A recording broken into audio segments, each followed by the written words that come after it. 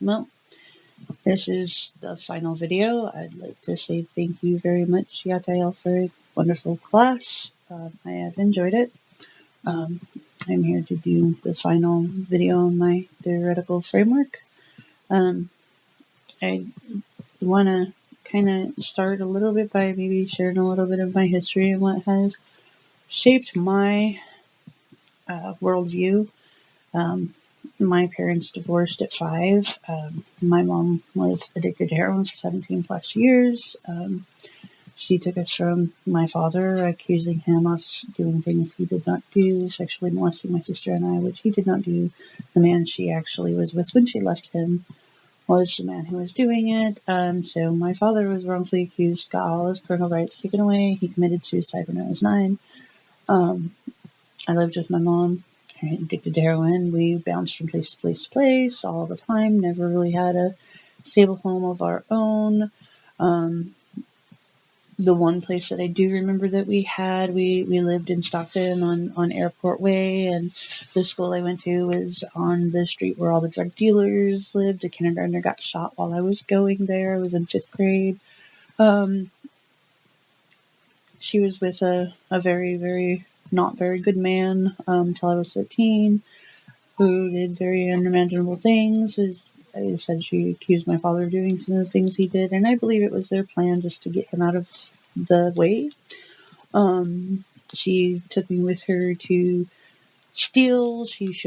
Told me she was addicted to heroin at 10, explained to me what it was way before I should have known.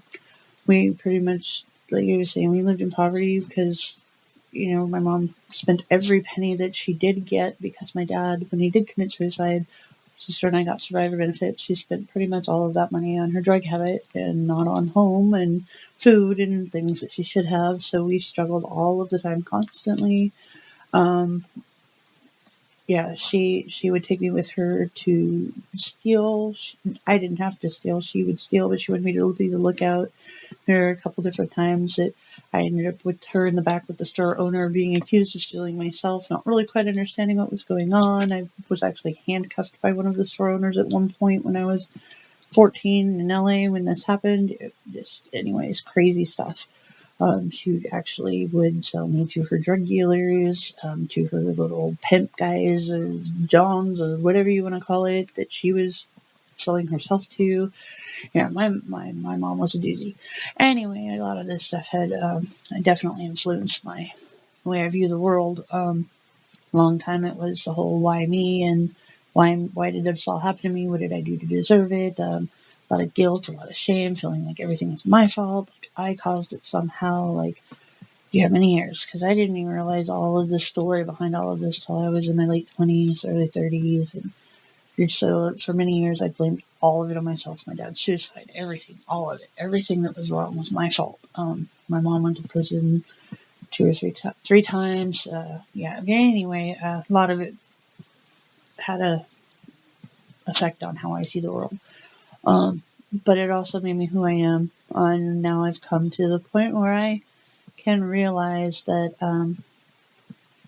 it wasn't my fault, and I can look at it as something I can learn from and help other people through those experiences.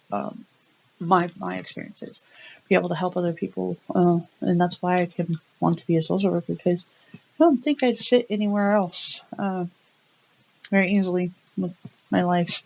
Anyway, I see it, the world through a relational worldview. Everything's continuous, everything's fluid, everything's circular. Everything affects everything. There is no like box you can fit a person in. There is no mathematical equation that can solve any human problem. Um, because we're fluid, we are always changing. I mean, we are different every day of our lives. We are different from the experiences we've had, the thoughts that change, the things we learn. It all changes us. It all is continuous. It is all never ending until the end, and we are no longer breathing. So I would say relational worldview is definitely one I have. There's not necessarily any kind of a cause and effect to this world. I mean, there are things that harm us, and all of that, but that's all part of that continuum. I've got some notes over here, so I keep looking over, and if and when I am become working social worker, because I have not worked in a position yet, I think that I would like to focus with the strengths-based perspective, with a solution-based focus, walls supporting harm reduction, um, all the things that harm reduction entails. We